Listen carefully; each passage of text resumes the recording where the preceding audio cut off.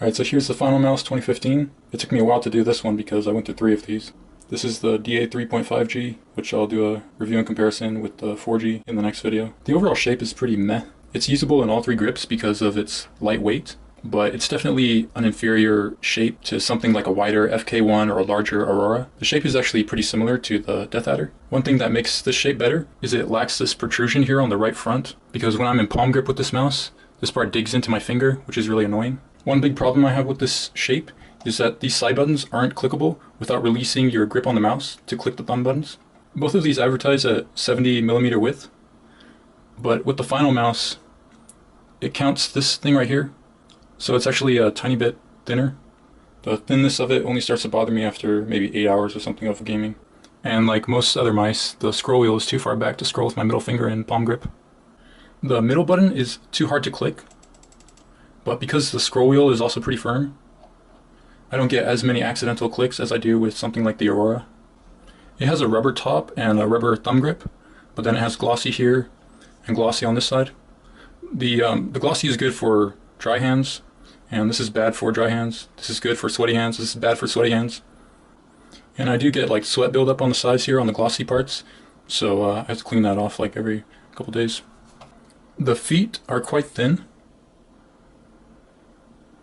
so on some of these mice, they can kind of scrape on the mouse pad sometimes if you put the mouse at certain angles. My first one did that, but my second 2 did not. I haven't actually used this mouse yet in game, but I did hold it and click the buttons, and I noticed that in palm grip, this little crevice right here pinches my ring finger when I click the button. So that's a nice thing that this mouse has. It has the ridge here, so that doesn't happen. The build quality on all of my Final mice were really good. All the clicks feel good.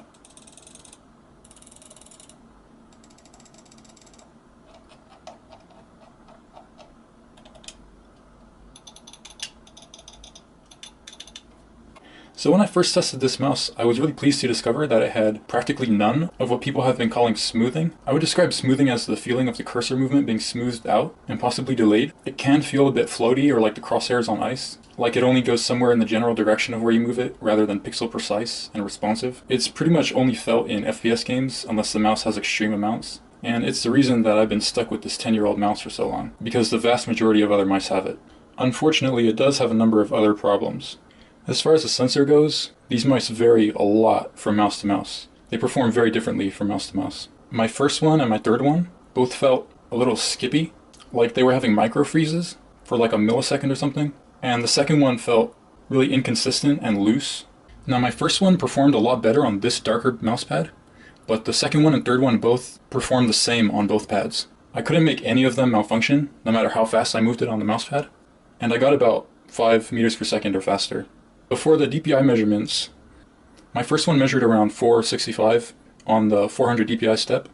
My second one measured between 400 and 480, and my third one measured exactly at 400, and the 800 DPI step was exactly 800. However, a day after I'd been using the mouse for a while, I went back and measured the 800 DPI step, and it was measuring at 950. Then I cycled through the DPI steps, and it was measuring again at 800. And each time I would measure it like 3 to 5 times. So it was either consistently at 400 or 800 or 950. And at least one more person reported that they were having the same problem. So there's this new program called Mouse Tester that lets you measure the CPI, DPI, malfunction speed, and a few other things. And one of the great things about it is that it gives you a visual representation of your mouse performance. I'll link to it in the description.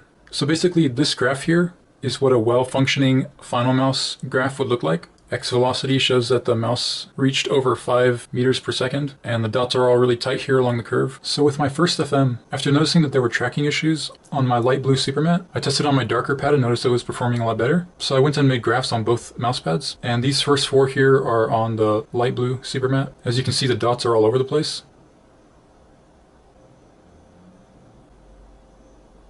And then this one here is on the darker pad. You can see it's much cleaner. Another one on the dark pad. It wasn't quite perfect, and in game it didn't feel quite perfect, but it was a lot more minor than the issues with all the other mice I've tested. Considering the much worse problems that most other mice have that most people seem to be okay with, I think most people might not even be able to notice the minor trouble that I was still having on the black pad with my first FM. Here's what my second FM looked like, and here's what my third one looks like. Now, I played with the third one for a few days to see if I could get used to it, and I kind of did. I was still making some nutty shots, but it was just really undependable. So the performance of my first one on the black pad, I would definitely use that over any of the other mice I've tested, and I'd probably even use this third one over the other mice, except the 3.0 of course. And one more thing about this mouse is that it has no drivers, and it doesn't have another way to change the DPI in increments of 50. With the 3310 sensor, the main advantage of it is that each 50 DPI step is native, which means that each 50 DPI step should perform the same. With previous sensors, they used to have a specific DPI on which they perform the best. So the fact that the final mouse doesn't have a way to change the DPI in increments of 50 is an additional negative.